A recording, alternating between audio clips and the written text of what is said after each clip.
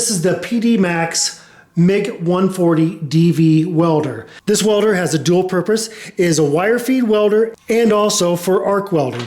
All right, so I have it set up right now for wire welding. It's very simple to set it up for wire welding. You just pull the little panel up here, and that is where your spool is going to go. All right, so when you set up your spool, you're going to set your spool off so it pays off this way. So your wire on the spool is you want it to feed off the bottom into the feed tube, and right here you're going to have a little clamp system that clamps down on the wire itself. Now you can use 0.030 or 035 wire on this. So when you lift this up, you're going to have a wheel down here, and it's going to have two different sizes for whichever wire you're using. We're using 0.030 wire on this, so I have the wheel set up on the smaller groove. That smaller groove actually has grips on it. It grips onto the wire when I bring this down.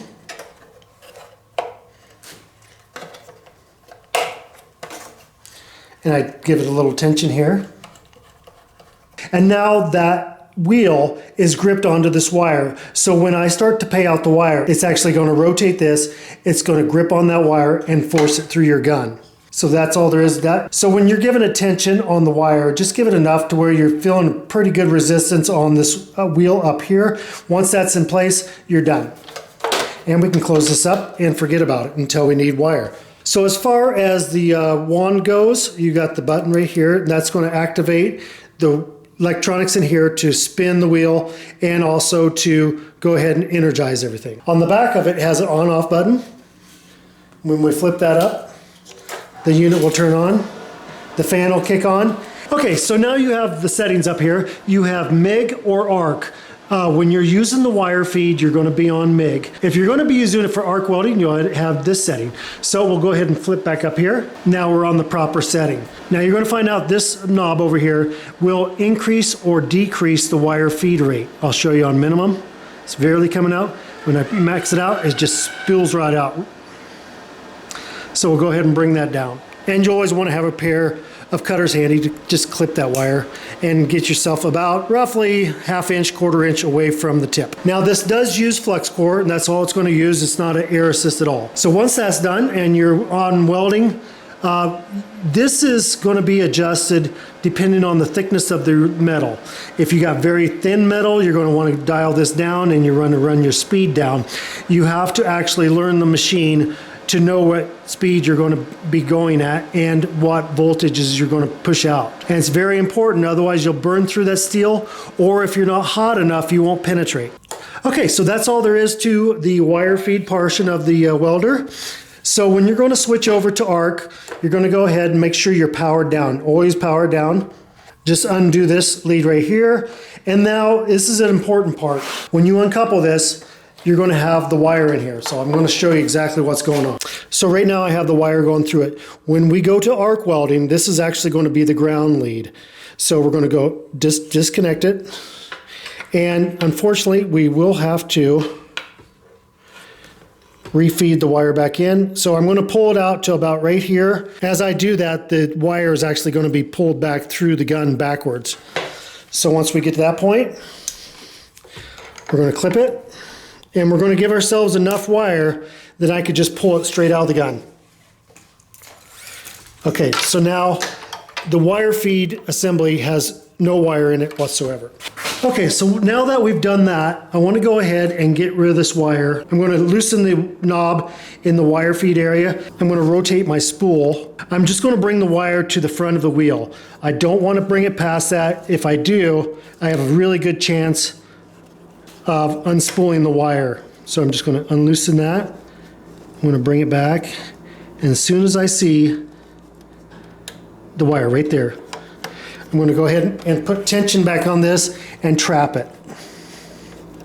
Okay, that's done. We can just go ahead and put this cover back.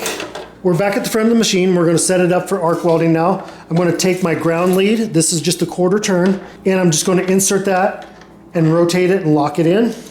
I'm going to take my arc welding lead. I'm going to come down here to the ground lead, and I'm just going to lock that in as well. Now this machine is almost set up for arc welding.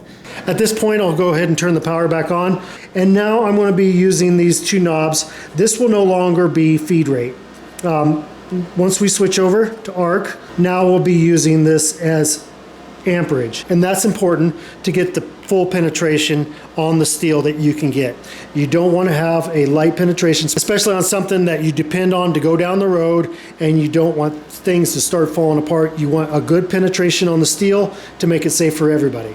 And again, when arc welding, just like wire feed, you will have to dial these in depending on the metal thickness and also how hot you want the penetration to be. You don't want to burn a hole through something. You'll have to fine tune these knobs to be able to get to the point that you will not burn through, but you're getting good penetration. Welding is definitely an art. You just need to spend some time with the machine, learn the machine. Once you get it down, you should be good to go. All right, so there is the overview of the machine. And our son, who is a fencing contractor and custom welding projects, has been using this machine for the last few weeks now and is really impressed with it. So we've enlisted him to show you a project he's working on. Hello everybody. Today we've got a little furniture building project. We're building up bases for some custom bench seats for a dining table. And we're welding up some 2-inch 14-gauge steel. And we're going to be doing it with the PDMAX 140 DV dual voltage MIG or wire feed welder. We're running a 030 flux core wire.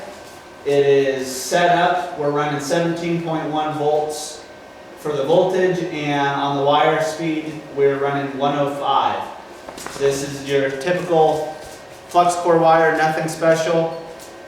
We're running off of a 50-foot extension cord off 110. We've been really happy with this welder.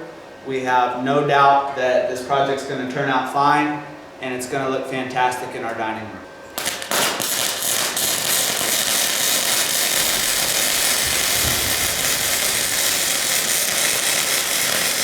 Alright, so we just finished up one of these frames. As you can see, the machine welds fantastic.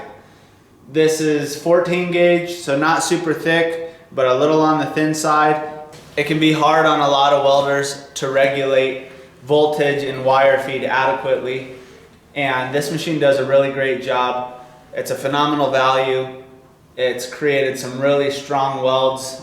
You can't see it from this angle, but I have no doubt we got full penetration, and it left a really nice looking product that will wire brush it.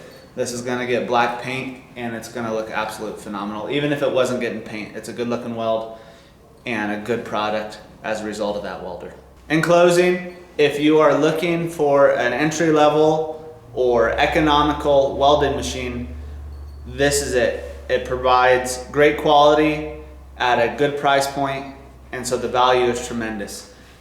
You can't argue the results, and no one is going to know the difference whether you're welding with this welder or you're going to be welding with the top of the line running flux core. At the end of the day, a good weld is a good weld. This machine produces a good weld. We think it'll be a great addition to your tool arsenal.